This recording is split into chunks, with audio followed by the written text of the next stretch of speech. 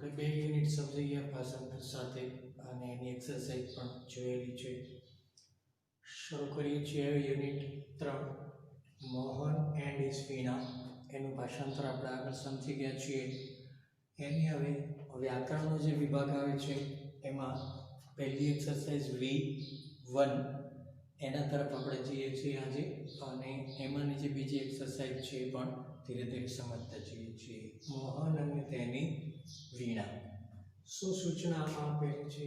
Make meaningful pair of words or phrases from x and y. x અને y ની અંદરથી અર્થપૂર્ણ જોડી શબ્દો અથવા શબ્દ સમૂહની બનાવો. And write a sentence using x and y in your context. અને તમે જે વાક્ય બનાવો છો તેમાં x અને y માંથી એ શબ્દો લઈ અથવા તો આ શબ્દ છે અને અથવા શબ્દ સમૂહ, આ ત્રણેય શબ્દ સમૂહ કહેવાય.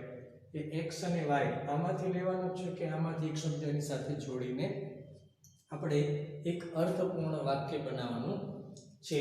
આમાં અનેક રીતે બની શકે એવું જરૂરી નથી મિત્રો કે તમને પાઠમાં જે આપેલા છે, ખાસ કરીને આ પ્રકારની એક્સરસાઇઝ એ બોર્ડમાં આવી રીતે 10મામાં ન પૂછાય કે 9મામાં પણ નથી પૂછાતી. પણ આ શીખવાનો અર્થ શું છે કે તમે જોડીને જે વાક્ય બનાવતા શીખો તો તમને એ લેટર છે, એસે છે કે રિપોર્ટ છે, નોટિસ છે, બધું જે જાતે તમારે લખવાનું હોય છે મુદ્દા પર આધારિત, એમાં તમે વાક્ય રચના બનાવી શકો. એવું જરૂરી નહીં કે પાઠમાં આપેલી માહિતી છે મોહન અને તેની વીણા, એમાં વાક્ય આપ્યા છે તેવા બનાવીએ. એ જ પર આધારિત આપેલી છે આ શબ્દો. આપણે પણ આપણી રીતે એની શબ્દની વાક્ય રચના, વધારાના શબ્દો જે ઉમેરવાના તે ઉમેરી શકીએ છીએ. પહેલું, ટ્રાઈડ હાર્ડ એટલે સખત મહેનત કરી. શેના પર? તો આની અંદરથી કોઈ એક શબ્દ આવવો જોઈએ ને, તો કે એટ ધ વાયોલિન. આ શરૂઆતમાં, એટલે કે મેં સખત પ્રયત્ન વાયોલિન પર કર્યો એમ એ બોલે છે. તો I tried hard at the violin.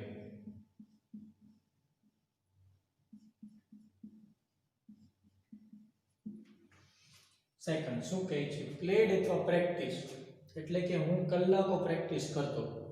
તો શેના પર? તો ગિટારની. એ પ્રેક્ટિસ કરતા ગિટારની. તો શું કહી શકાય? તો કે હી, આ બંને શબ્દોમાંથી ગમે તે તમે લઈ શકો છો, બંને એક જ છે. પ્લેડ લખો કે પ્રેક્ટિસ લખો. Played or practice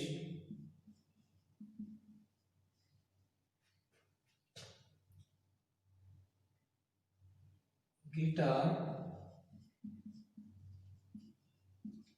for hours. for hours એટલે કલાકો સુધી, એટલે કે કલાકો સુધી હું અથવા તે, હું મીન્સ કે મોહન, તે ગિટાર પર પ્રેક્ટિસ કરતા.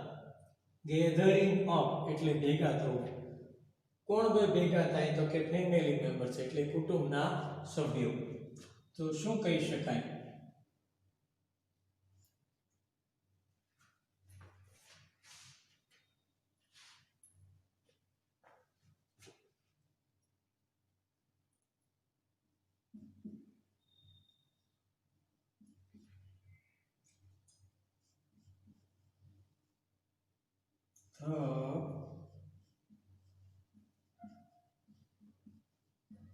Gathering of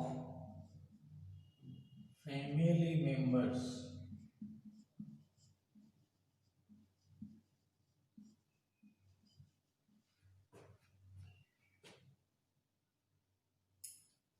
was a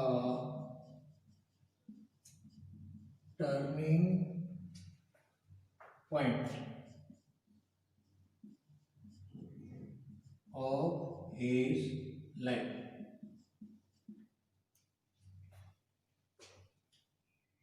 કુટુંબના સભ્યોનું ભેગું થવું એ તેના જીવનનો એક બદલાવવાળા, તેના જીવનની એક બદલાવ માટેની ક્ષણ હતી. એટલે જે સમયે ઘરના ભેગા થયાના એના વિશે એ લોકોએ જે કંઈ કહ્યું એનાથી એમનું જીવન બદલાઈ ગયું. આ મોહનવાળા પાઠમાંથી લેવામાં આવેલું વાક્ય છે. પછી જોઈએ શું કહે છે ચોથો મુદ્દો આપણી પાસે ટર્નિંગ પોઈન્ટ ઓફ. તો આમે લખ્યું છે એનું એ પણ આવી શકે ધ ક્રિટિસિઝમ. ક્રિટિસિઝમ એટલે ટીકા કરવી. The criticism was a turning point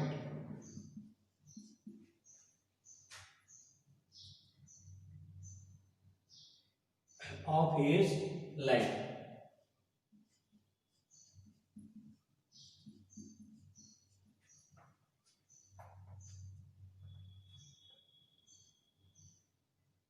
criticism એટલે હમણાં કહ્યું મેં શું કરી, બધાએ નિંદા કરી એની અથવા તો ટીકા કરી. તો કે ટીકા એ તેના જીવનનો એ બદલાવ માટેનું એક ક્ષણ હતું અથવા ટીકાએ તેના જીવનને બદલી નાખ્યું એમ કહી શકાય. શું કહે છે પાંચમા મુદ્દામાં શેપ. શેપ એણે આપ્યો. કોને શેપ આપ્યો? તો કે પોતાની માન્યતાઓને. બરાબર. તો firmly એટલે દ્રઢતાથી firmly shaped his own belief.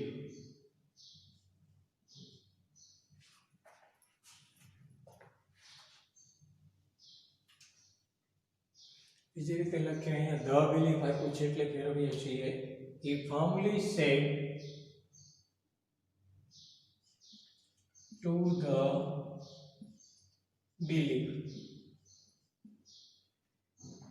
તેણે પોતાની માન્યતાને દ્રઢતાથી આકાર આપવાનું નક્કી કર્યું. એટલે કે વાયોલિન પર જ ગિટાર પર વર્ષો સુધી મહેનત કરી પણ પરિણામ ન આવ્યું તો અંતે વાયોલિનમાં પણ બદલાવ લાવ્યો એ માન્યતા. એક્સપ્રેસ એટલે વ્યક્ત કરવું. શું? તો કે પોતાની દ્રષ્ટિને. એટલે પોતાની જે દ્રષ્ટિ હતી એને વ્યક્ત કરી. The invention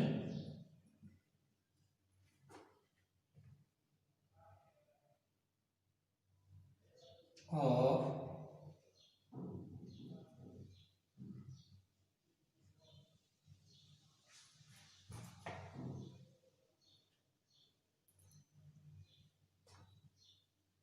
Veena expressed Mohan's vision. આપણે ઈસને બદલે મોહન લખેલું છે. તેની દ્રષ્ટિને બદલે આપણે નામ લખ્યું છે મોહન્સ વિઝન. તો આ રીતે જે શબ્દો આપેલા છે તમને આપણે જઈને એ અને બી સમાજ વિદ્યાની ભાષામાં કહીએ તો એ ને બી સાથે જોડીએ છીએ. એ જ રીતે અહીંયા પણ આપણે વાક્ય રચના બનાવેલી છે. એમાં શબ્દો તમે તમારી રીતે બીજા પણ બનાવીને લખી શકો છો. વાક્ય રચના એકની સાથે કયો બીજો શબ્દ જોડાય છે એટલું માત્ર યાદ રાખીને કરી શકીએ છીએ. જોઈએ આમાં અમે આગળની એક્સરસાઇઝ.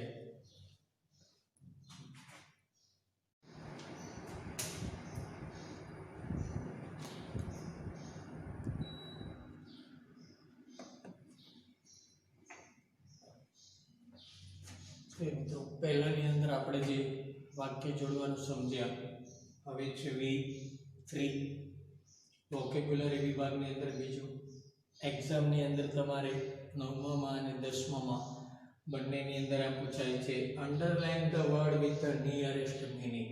એટલે નજીકનો અર્થ બતાવતા શબ્દ નીચે લાઈન કરો.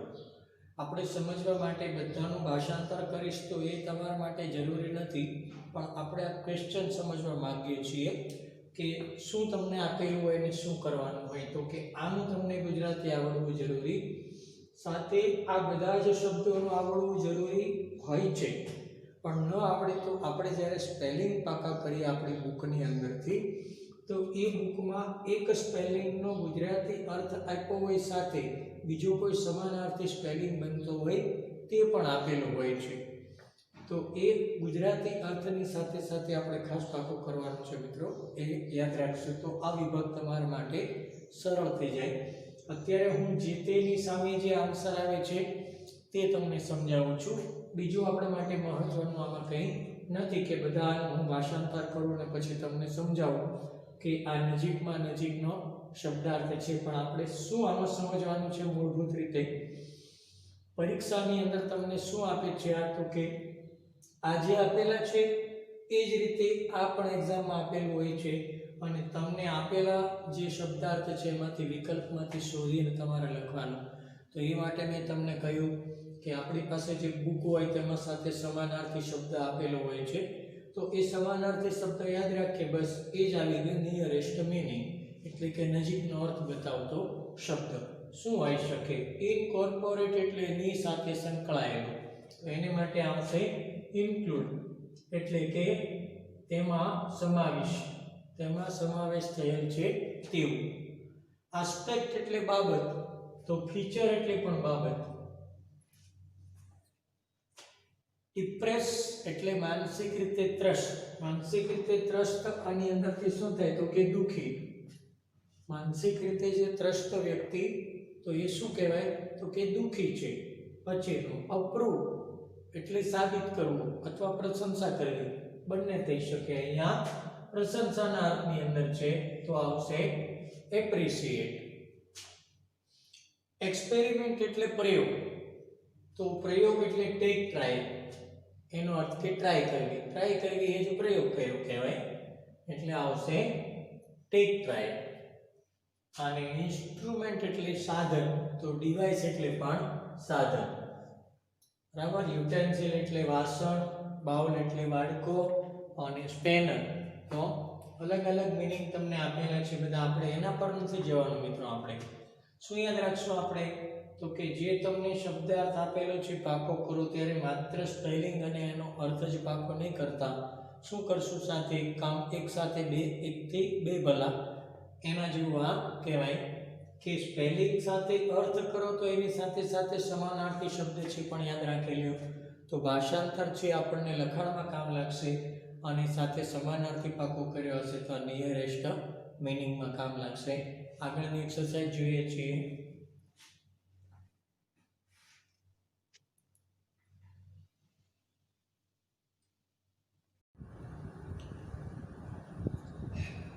V3 નજીકનો મીનિંગ બતાવતા શબ્દો વિશે હમણાં આપણે સમજ્યા. હવે શું આમાં કહેવા માંગે છે તો કે આ એડવર્બ આપેલા છે એટલે ક્રિયા વિશેષણ. શું આપ્યું છે જુઓ, એને અનુલક્ષીને સૂચના આપેલી છે અને એક લાઈન અહીંયા એક્સરસાઇઝ સમજવામાં મહત્વ નથી એટલા માટે ઇંગ્લિશની જે આપેલી છે તે મેં નથી લખી. શું છે સમજાવી દો. ચૂઝ એની word expressing manner.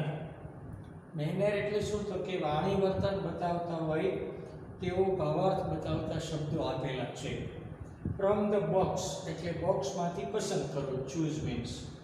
Given below એટલે નીચે આપેલા બોક્સમાંથી વર્તન સૂચક અથવા વર્તણૂક બતાવતા શબ્દોની પસંદગી કરો, એડ. અને ટેલ યોર ફ્રેન્ડ તમારા મિત્રને કહો. શું? To select the correct sentence કે યોગ્ય એવું વાક્ય એ પસંદ કરે. શેને માટે? To fill in the blanks કે જેથી જવાબ એમાં મૂકી શકાય.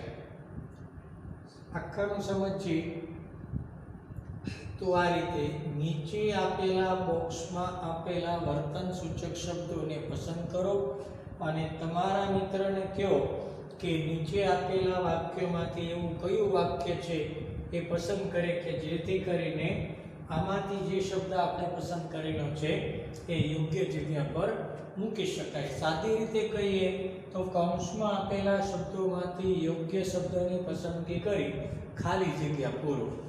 અને તમે તમારા શિક્ષકની મદદ લઈ શકો છો એમ એક લાઈન અંગ્રેજીમાં લખેલી છે, એ મેં અહીંયા નથી લખેલી. એ સૂચના આપણા માટે જરૂરી નથી એટલા માટે સમજાવું છું. આ શું કહેવા માંગે છે, શું કહે છે?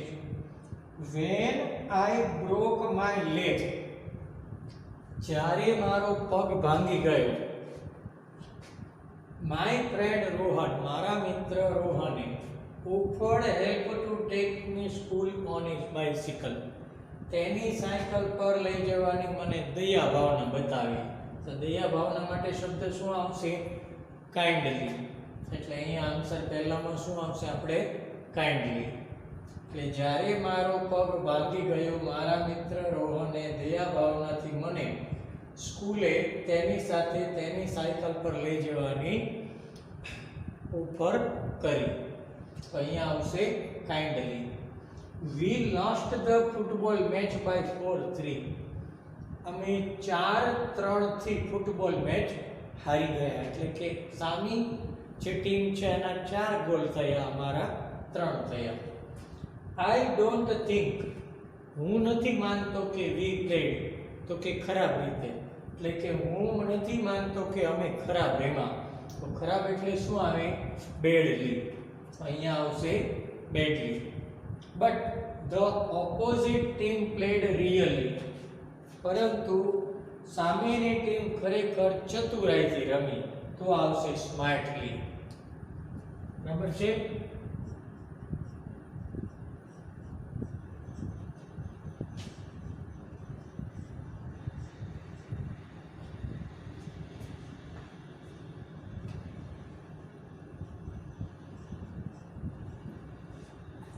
શું કહેવા માંગે છે આમાં?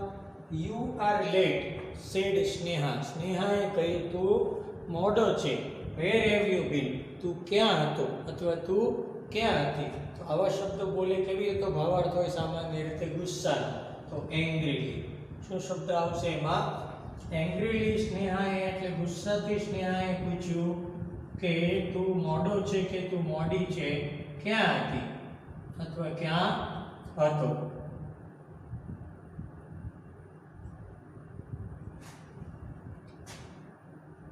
પછી આઈ એમ શ્યોર ધેટ, મને વિશ્વાસ છે કે. શું બાબતનો?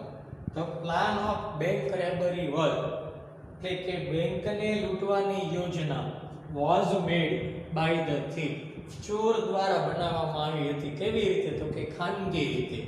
એ ખાનગી રીતે માટે એટલે શું આવે? સિક્રેટલી. તો આવશે સિક્રેટલી.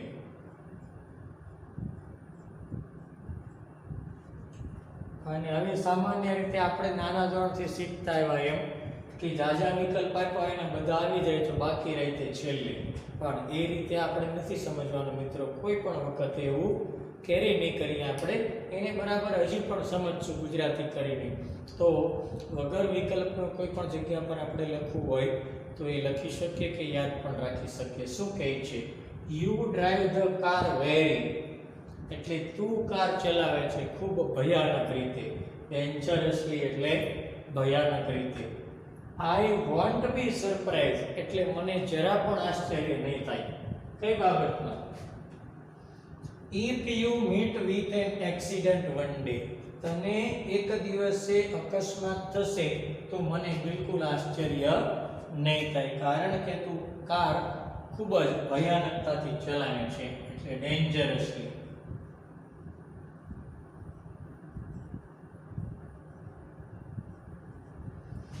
ચાલો જોઈએ મિત્રો આનાથી પછી આગળની એક્સરસાઇઝ હવે આપણે કઈ સમજવાની છે. પહેલા L3 સમજ્યા, સોરી V3, પછી સમજ્યા છીએ L3. હવે આપણને પરીક્ષાને અનુલક્ષીને કયા પ્રકારની અગત્યની છે અને આવી શકે એ આગળ જોઈએ છીએ.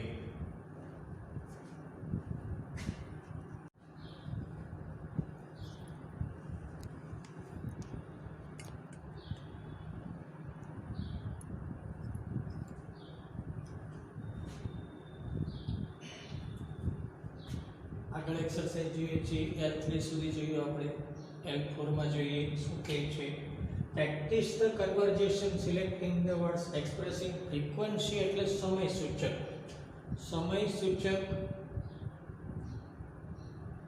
સમય સૂચકતા બતાવતા શબ્દોને પસંદ કરીને વાતચીતની પ્રેક્ટિસ કરો.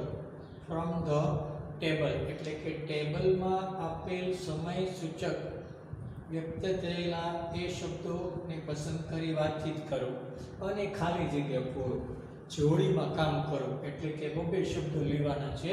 મોટે ભાગની ખાલી જગ્યામાં એકને બદલે બે શબ્દો આપેલા છે. ભાષાંતર દ્વારા સમજીએ. પહેલા આનું ગુજરાતી સમજી લઈએ.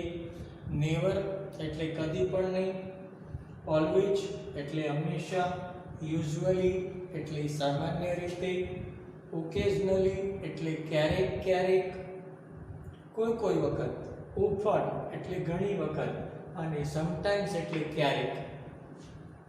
આ બે એક જેવા છે. સમટાઈમ્સ એટલે ક્યારેક ને ઓકેઝનલી એટલે આમ તો ભાગ્યે જ થાય. કદી પણ નહીં, ભાગ્યે જ, હંમેશા, ઘણીવાર, સામાન્ય રીતે અને ક્યારેક. ગુજરાતી કરીએ પ્રશ્નની સાથે. એ બોલે છે what do you do on Sunday? Sunday શું કરે છે? નથિંગ મચ, બહુ વધારે કંઈ કરતો નથી. તો કે હું સામાન્ય રીતે 9 ન થાય ત્યાં સુધી સૂતો હોઉં છું. તો usually.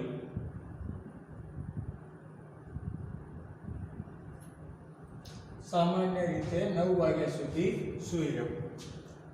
Second, do you go to Bazar on Saturday evening? તું શનિવારે સાંજે બજારમાં જાય છે? યસ આઈ ડુ કે હું જાઉં છું. આગળ કહે છે આઈ ખાલી જગ્યા ગો ફોર પ્લેઇંગ વોલીબોલ એટલે હું ઘણીવાર. શું આવશે? ઘણીવાર તો શું આવે? Often. Go for playing volleyball. Or I મોટે ભાગે એમ પણ આવે અથવા તો ઘણીવાર વોલીબોલ રમવા જાઉં છું. પણ ક્યારેક, તો ક્યારેક માટે શું આવશે? Sometimes.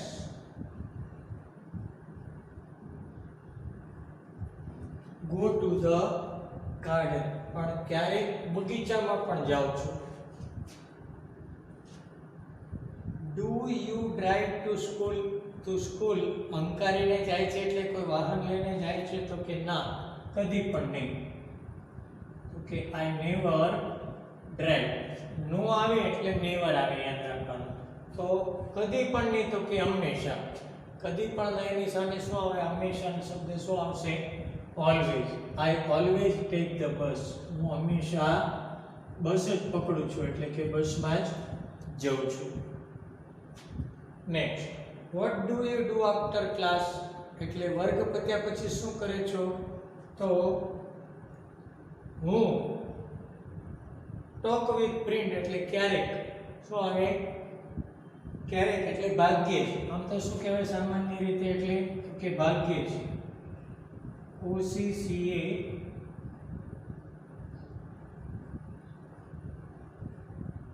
Occasionally. Talk with friend એટલે કે મિત્રો સાથે ભાગ્યે જ વાત કરું છું. ઓર આઈ શું આવે? તો યુઝ્યુઅલી ગો હોમ એટલે કે હું સામાન્ય રીતે ઘરે ચાલ્યો જાઉં છું.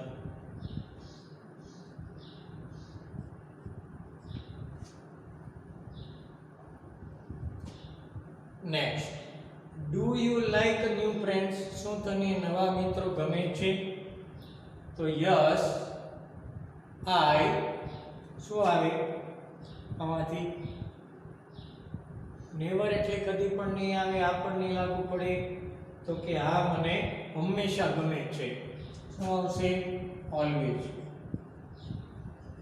હા મને હંમેશા નવા મિત્રો ગમે છે, પરંતુ શું કહે છે આગળ? આઈ લવ ઓલ્ડ ફ્રેન્ડ્સ ટુ. મને જૂના મિત્રો પણ ગમે છે. આ શું છે મિત્રો? સમયની અવધિ બતાવતા જે શબ્દો છે, બતાવતા વ્યક્ત કરતા શબ્દો એવા આપણને આપેલા છે અહીંયા. અને તમને જે ખાલી જગ્યા આપી છે એની અંદર તમારે એ મૂકવાના છે. એક્ઝામમાં બે રીતે આવી શકે, વિકલ્પમાં પણ હોઈ શકે. ભાષાંતર કરીને સમજવાનું. આ આખી એક્સરસાઇઝ ભાષાંતર પર આધારિત છે. એટલે ભાષાંતર જો આવડે તો જ આ આવડશે. અને ગુજરાતી જે બોલી ગયો છો ખરેખર સાદા વર્તમાન કાળના કાળસૂચક શબ્દો છે. આપણે કાળ જે સમજાવેલા છે એની અંદર એક આખો કોઠો લખાયો છે. એમાં સાદા વર્તમાન કાળની અંદર આ બધા જ શબ્દો તમને મળી જશે. આ સમયની અવધિ બતાવે છે એવા જોઈએ. હવે આગળ કઈ એક્સરસાઇઝ આવે છે L4 પછી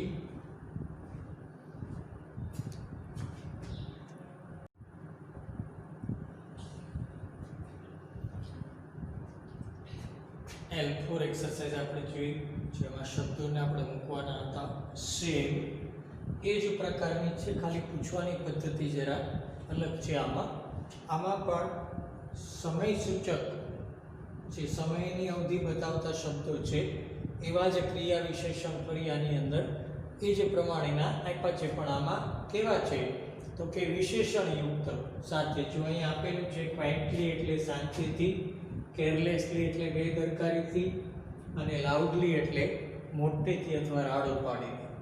તો શબ્દોની અવધિ અને સાથે સાથે વિશેષણ સૂચક શબ્દ છે એ શું કરવાનું છે આમાં એ જરા સમજીએ. એક આપણને આપી દીધેલું છે પ્લેસ ધ વર્ડ એટલે શબ્દને મૂકો અથવા ગોઠવો.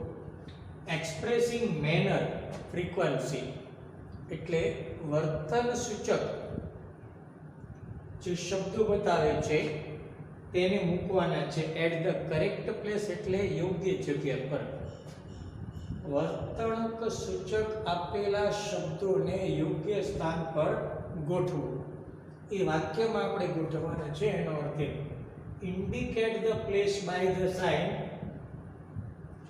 આ પ્રકારની ડબલ કોલમ કે ડબલ કોલમ પ્રકારની નિશાની દ્વારા તેને બતાવો. આપણને એક ઉદાહરણ આપી દીધેલું છે સમજણ માટે. The new boy waited outside the principal's office. નવો છોકરો પ્રિન્સિપાલની ઓફિસ બહાર રાહ જોઈને ઊભો. ક્વાઇટલી એટલે શાંતિથી. તો આપણે બોલીએ તો શું બોલાશે? નવો છોકરો પ્રિન્સિપાલની ઓફિસની બહાર શાંતિથી ઊભો અથવા તેણે શાંતિથી રાહ જોઈ. તો એ શાંતિથી શબ્દ ક્યાં આવશે તો કે વેઇટેડની આગળ. Next, we go to the zoo. અમે પ્રાણી સંગ્રહાલયમાં જઈએ છીએ. And stay for an hour or two there. અને ત્યાં 2 કે 3 કલાક રહીએ છીએ અથવા રોકાઈએ છીએ. ઓફન એટલે ઘણી વખત અને યુઝ્યુઅલી એટલે સામાન્ય રીતે. હવે એનો ઉપયોગ કરીને ગુજરાતીમાં જો વાક્ય બોલીએ તો કેમ બોલી શકાય તો કે અમે ઘણી વખત પ્રાણી સંગ્રહાલય જઈએ છીએ અને સામાન્ય રીતે ત્યાં 2 થી 3 કલાક રહીએ છીએ. તો એને આપણે વાક્યમાં ગોઠવશું ક્યાં? સામાન્ય રીતે ક્રિયાપદ આસપાસ આવે એટલું યાદ રાખવાનું. વી ઓપન, અહીંયા પહેલામાં વી પછી ઓપન આવશે. Two the zoo and stay there. તો અહીંયા પણ ક્રિયાપદ છે તેની આગળ અને સામાન્ય રીતે અહીંયા હું તમારી જાણ માટે અંડરલાઈન કરું છું કે આપણો આન્સર છે usually stay for an hour or two there. અને સામાન્ય રીતે ત્યાં 2 થી 3 કલાક રોકાઈએ છીએ. આપણે આ રીતે લાઈન નથી કરી દેવાની. હવે આન્સર આપણને જો આના પરથી લખવાનું કહે તો વાક્ય આપણે આખું ફરી લખશું અને પછી એ આપણે લખીને બતાવવાનું છે. Mahesh fell down yesterday. Mahesh ગઈકાલે પડી ગયો. એક આપણને સૂચક આપ્યું છે, એનો અર્થ કે આ વાક્યમાં આમાંથી આ શબ્દ નહીં આવે. હી ડ્રોવ હિઝ ન્યૂ બાઇસિકલ. તેણે તેની નવી સાયકલને ચલાવી. તો કેવી રીતે તો કે બેદરકારીથી. તો હી ડ્રોવ હિઝ ન્યૂ બાઇસિકલ કેરલેસલી. તો છેલ્લે આવશે આ જે વર્ડ છે ક્યાં આવશે? લાસ્ટમાં. Everyone should always be kind to animals. આ આન્સર જ આપવા આવી ગયું છે, સાથે આપણે લખી નાખીએ અહીંયા. Everyone should be kind to animals. દરેકે પ્રાણીઓ પ્રત્યે દયા ભાવના રાખવી જોઈએ. તો ઓલવેઝ નો ઉપયોગ કરીએ તો શું થશે? દરેકે હંમેશા પ્રાણીઓ પ્રત્યે દયા ભાવના રાખવી જોઈએ. તે હંમેશા એની પછી આવશે should always be. ક્રિયાપદની આગળ સામાન્ય રીતે આવતું હોય છે જે સાદા વર્તમાન કાળનો સૂચક શબ્દ છે તે. All the students were surprise, બધા જ વિદ્યાર્થીઓને ખૂબ આશ્ચર્ય થયું. ક્યારે? When he cried in the class, જ્યારે તે ક્લાસમાં રેડ્યો. તો ગુજરાતી હવે આપણે લાઉડલી એટલે થાય મોટેથી. ગુજરાતી બનાવીએ તો કઈ રીતે આવશે? બધા જ વિદ્યાર્થીઓને આશ્ચર્ય થયું કે જ્યારે તે મોટેથી ક્લાસમાં રેડ્યો, મોટેથી રેડ્યો. તો શું આવશે? He crowd loudly in the class. આ રીતે આવશે. આ છે મિત્રો વર્તન સૂચક, કોઈ વર્તણૂક બતાવે છે અને સાથે વિશેષતા પણ બતાવતો હોય એવા શબ્દો છે, અને એને આપણે કઈ જગ્યા પર એ ઉપયોગ કરી શકીએ એના વિશે આપણે આ સમજ્યા. આ સાથે આપણે યુનિટ 3 જે છે મોહન એન્ડ હિઝ વીણા, એ ભાષાંતર સાથે બાકીની ગ્રામરની એક્સરસાઇઝ પણ આપણે આ સાથે પૂરી કરીએ છીએ. આ 3 લેસન મિત્રો તમારે એક્ઝામ જે હમણાં આવશે એમાં ધ્યાન રાખવાનું છે, અને એની અંદર આ બધી એક્સરસાઇઝ પર આધારિત કોઈ પણ પ્રશ્નો પૂછી શકાય. Thank you.